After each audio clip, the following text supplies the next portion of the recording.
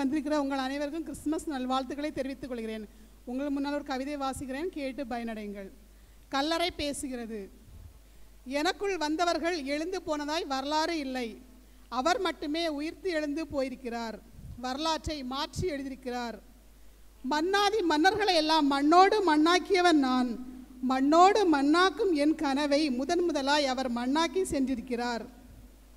வெள்ளையடிக்கப்பட்ட கல்லறைகளுக்கு மத்தியில் நான் கொள்ளையடிக்கப்பட்ட கல்லறை. விருந்தும் மறந்தும் 3 நாட்கள் என்பதாலோ கல்லறைக்கே விருந்தாளியாய் வந்து 3 நாட்களில் சென்று விட்டார்.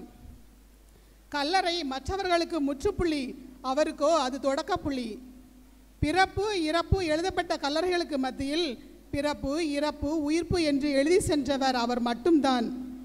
கல்லறை மனிதர்களுக்கு சொந்த வீடு, இறைவனுக்கோ அது வாடகை வீடு. மனிதர்களுக்கு சொந்த வீடு, இயேசுவுக்கு அது வாடகை வீடு. கல்லறையில் புற்கள் மட்டும்தான் முளைக்கும், இங்குதான் ஒரு உயிரே முளைத்து சென்றிருக்கிறது. கல்லறையில் புரட்டப்பட்ட கல் அல்ல நான், வரலாற்றையே புரட்டி போட்ட கல் நான். உயிர்த்தெழுந்தவரை பார்த்த முதல் சாட்சி நான். அவர் உயிர்த்தெழுந்த ஆச்சரியத்தை பார்த்து கல்லாகி போனேன் நான். எலும்பு கூடுகளையே பார்த்து பழகிய நான் முறையாக ஆடை கூடை நான் பார்த்தேன். உலகத்தையே என் கால் அடியின் கீழ் வைத்திருப்பதாய் பெருமிதம் கொண்டேன். உலகத்தையே என் காலடியின் கீழ் வைத்திருப்பதாய் பெருமிதம் கொண்டேன். முதலாய் அவர் காலடியில் இருப்பதை நான் உணர்ந்தேன்.